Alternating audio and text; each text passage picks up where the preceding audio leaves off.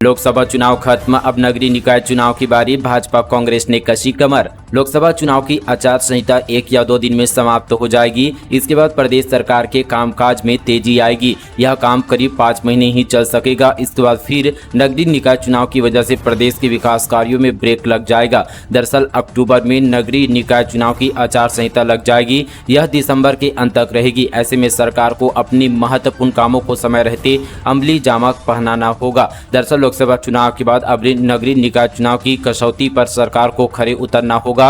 पिछली बार नगरीय निकाय चुनाव में कांग्रेस का दबदबा था।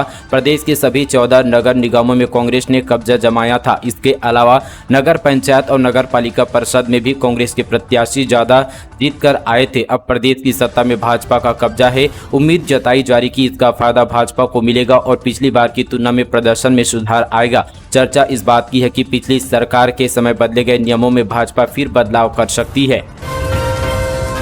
छत्तीसगढ़ में महतारी वंदन योजना की 70 लाख हितग्राहियों की होगी जांच। महिला एवं बाल विकास विभाग ने महत्वाकांक्षी महतारी वंदन योजना के लाभार्थियों की पात्रता फिर से जांचने की तैयारी की है। जांच में गलत तरीके से योजना का लाभ लेना पाए जाने पर अपात्र हितग्राहियों से राशि की वसूली भी होगी। विभाग ने यह कदम उन शिकायतों के बाद उठाने का निर्णय लिया है जिसमें योजना का लाभ अपात्र महिलाओं द्वारा लिए जाने की बात सामने आई है। विभागीय सूत्रों के अनुसार शासकीय सेवा में पदस्थ, सेवानिवृत्ति या पेंशन का लाभ ले रही बहुत सी महिलाओं ने आवेदन किया है और उनमें से कई महिलाएं योजना से लाभान्वित भी हो रही है। ऐसे में मामले आए हैं जिनमें एक ही आवेदन यहां पर दो आवेदन किए और दोनों ही स्वीकृत हो गए। ऐसे महिलाओं के खाते में दो बार यहां पर राशि हस्तांतरित हो रही है। ऐसे अधिकार मामलों में आवेदकों ने स्वयं के अलावा अपने पति या स्वजन का भी आधार कार्ड नंबर आवेदन में लगाया था।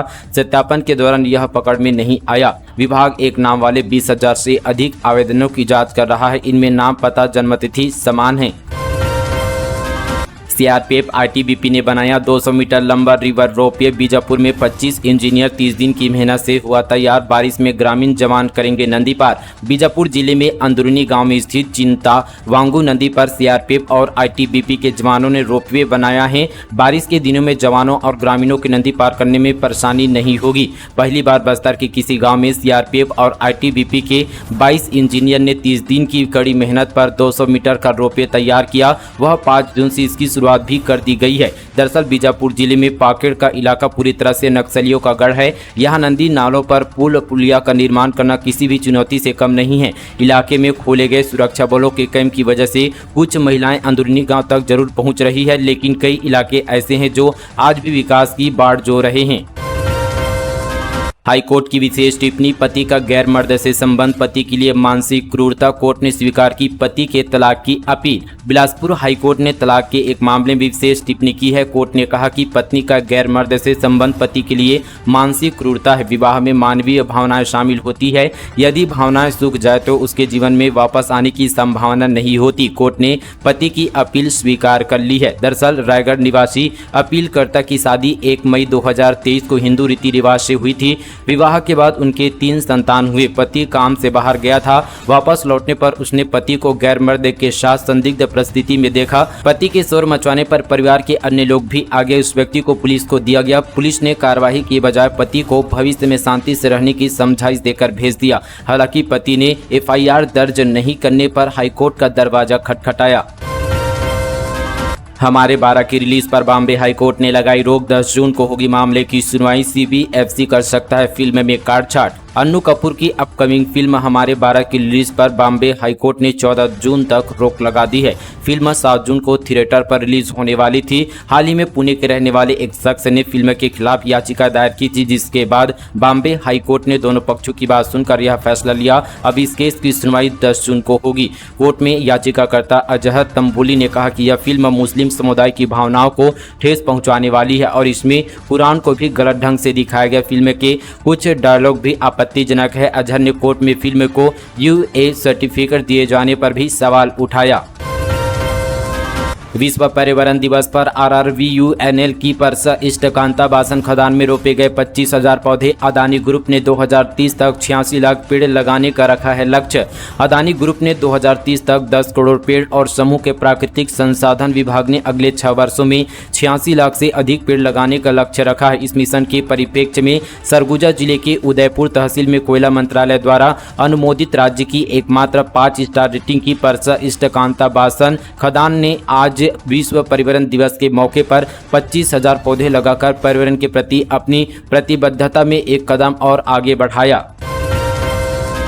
देश में चर्चा, अयोध्या में क्यों हारी भाजपा, लोग बोले वोट मोदी के नाम पर दिए, सांसद इस लायक नहीं थे। देश भर की निगाहें जिस अयोध्या पर थी वहीं भाजपा चुनाव हार गई। रामनगरी में मिली इस जनमत ने सबको चौंका दिया। 1990 की रथ यात्रा से लेकर 2024 के चुनाव तक भाजपा के मूल में रहने वाली सीट पर पार्टी ने जी जान से ताकत लगाई। 1000-2000 करोड़ नहीं 32,000 करोड़ के प्रोजेक्ट शुरू कराए। राम मंदिर की प्राण प्रतिष्ठा दुनिया भर में सुर्खियां बनी। 500 साल पुराना इतिहास बदला गया। पीएम मोदी खुद यहां के रोड शो करने आए। योगी ने 5 जनसभाएं की मगर सियासी जादू नहीं चला। जनता की नाराजगी अंदर ही अंदर मुखर हो रही है। भाजपा की स्थानीय नेताओं से लेकर आलाकमान तक उस तासीर को भाप नहीं पाए। मोदी को यहां के भाजपा नेता गुड मैनेजमेंट दिखाते रहे मगर अंदर खाने कुछ और ही चल रहा था। विरोध की यह चिंगारी कैंडिडेट के फाइनल होते ही शुरू हो गई थी।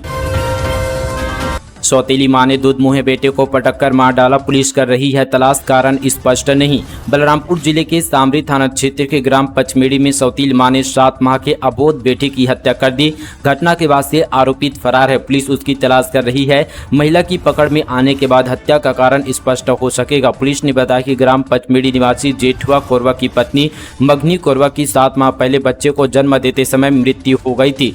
बच्चा पूरी तरह से स्वस्थ था। जन्म के बाद पिता ने अपने घर वालों के साथ मिलकर नवजात का पालन पोषण किया। बाद में उसकी देखभाल की लगभग 4 माह पहले ग्राम महुआ टोली निवासी मनीता कोरवा को बतौर पत्नी बनाकर घर लाया था। जेठुआ कोरवा के अनुसार घटना दिवस को वह सरहुल त्योहार में शामिल होने चुनचुना बस्ती गया था। इस दौरान घर पर उसकी पत्नी 7 माह के बच्चे साथ थी।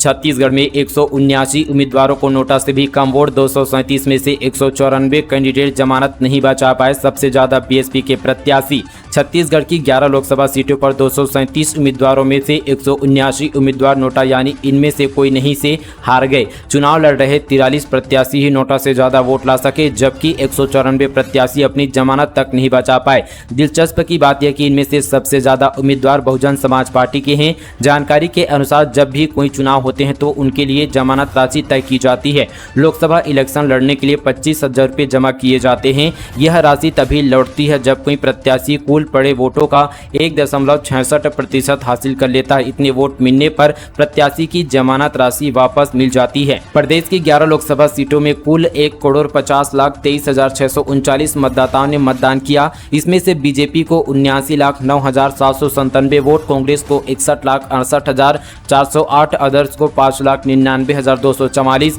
बीएसपी को 1,74,910, नोटा को 1,35,430, सीपीआई को 35,850 वोट मिला है।